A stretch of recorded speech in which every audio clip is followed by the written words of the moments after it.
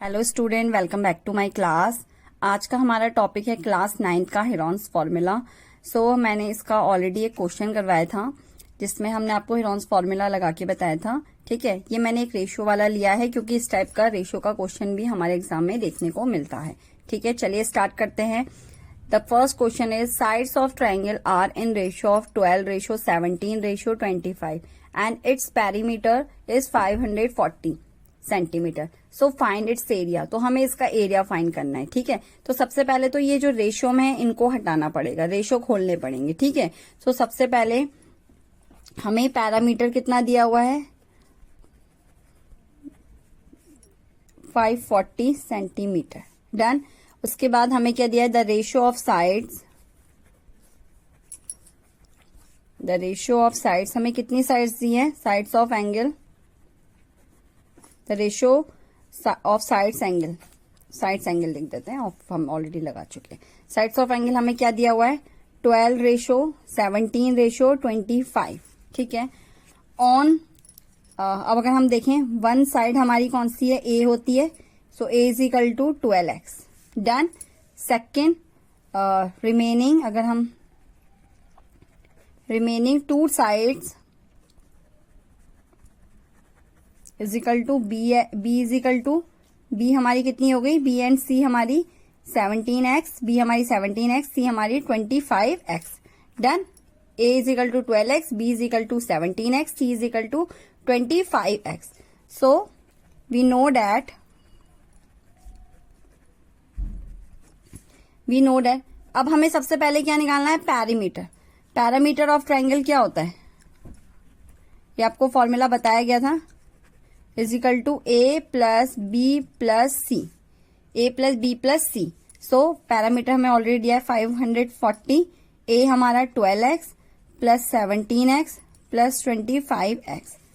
540 is equal to 12 and plus 17 plus 25 हमारा होता है 54x। 12 7 to 9 and then 54x। अब हम x की वैल्यू निकालेंगे, तो x इज इक्वल टू हमारा आ गया 10। x की वैल्यू कितनी आ गई हमारी, 10। अब x की वैल्यू अगर 10 आ गई तो यहाँ जो आपने ये लिए हैं रेशियो x, यहाँ पे इन वैल्यू को पुट कर दीजिए। ठीक है, तो साइड्स ऑफ ट्रायंगल हमारी इससे क्या निकल जाएंगी, साइड्स निकल जाएंगी ट्रायंगल की। 12x यानी 12 into 10 is equal to 120 centimetre. Second हमारा है 17x,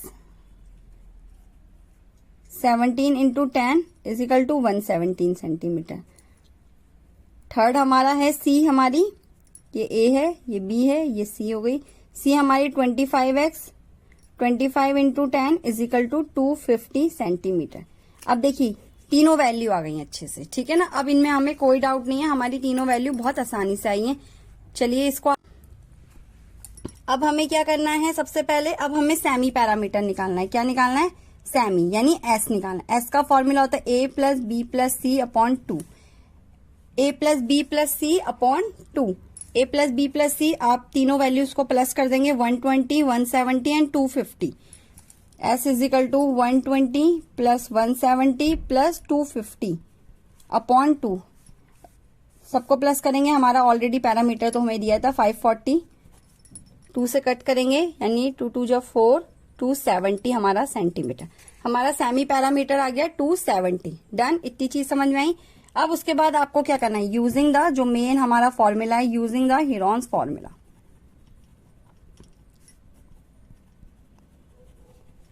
फाइंड किसका करने के लिए, एरिया को फाइंड करने के लिए। आपको पता ही है क्या होता है, s, s minus a, s minus b and s minus c. Done. S हमने ऑलरेडी निकाला है 270, 270 minus 120, 270 minus 170 and 270 minus 250। Done. अब इनको माइनस करते हैं, 270 हमारा ऐसे ही रहेगा। 270 में से 120 को माइनस करेंगे 150, 270 से 170 को 100 मल्टीप्लाई 270 में से 250 को माइनस करेंगे 20। 0 का 0, 7 में से 5 2। देखिए इसका एक सबसे इजी मेथड है, या तो आप इन सबकी मल्टीप्लाई कर दीजिए, एक साथ। और अगर आप मल्टीप्लाई नहीं करना चाहते और तो आपको ये तो पता है कि छोटे छोटे नंबर्स को हम इनको छोटे छोटे नंबरों में हम तो जैसे 27 को किस में तोड़ सकते हैं 90 इंटू 3, 90 इंटू 3 इंटू 150 को 3 इंटू 5 इंटू 10 में, और 100 को 10 इंटू 10, और 20 को हम किस में तोड़ सकते हैं 10 2 जा 20, 10 इंटू 2 में। ठीक है, डन, इतनी चीज समझ में आई। अब 90 को भी आप क्या लिख सकते हैं 10 इंटू 9, 3 3 जा 9 कर दें इसे ताकि हम पेयर ले सके। 5 ऐसे ही रहेगा 10 इंटू 10 इंटू 10 इंटू 10 और 2। अब देखिए जो जो कॉमन है उनको बाहर ले लेते हैं पहले हम। ये 9 और ये दोनों 10, 2 पेयर हो गए। अब हमारा 5 बच रहा है 5। अब हमें अगर हम इस 10 के फैक्टर कर दे तो हमें 2 इंटू 5 भी मिल जाएगा।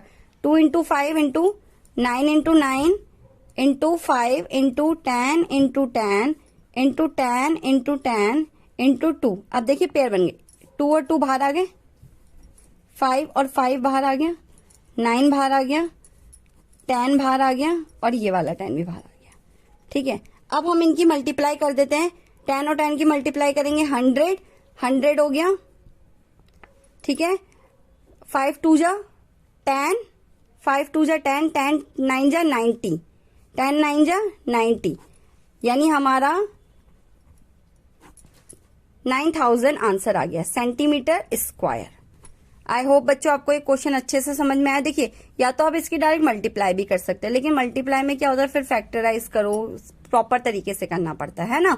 दोनों ही मेथड सही हैं, बट ये ज्यादा इजी होता है कि आप अगर किसी नंबर को छोटे छोटे पार्ट्स में डिवाइड कर दें तो भी आपका इजीली आंसर निकल जाता है। ठीक है, तो आई होप आपको वीडियो पसंद आए, और बच्चों इसी तरह वीडियो को लाइक शेयर सब्सक्राइब करें, ताकि अभी एक्चुअली क्या है हम लोग ये सीरीज नॉर्मल चला रहे हैं ताकि आपके एग्जामिनेशन की अप्रैल से मैं प्रॉपर एक क्लास स्टार्ट करूंगी, ताकि आपको हर एक एक्सरसाइज में से कुछ इंपॉर्टेंट क्वेश्चन भी कराऊं और एक्सरसाइज के भी क्वेश्चन कराऊं। तो इसी तरह हमारे साथ बने रहिए। Thank you.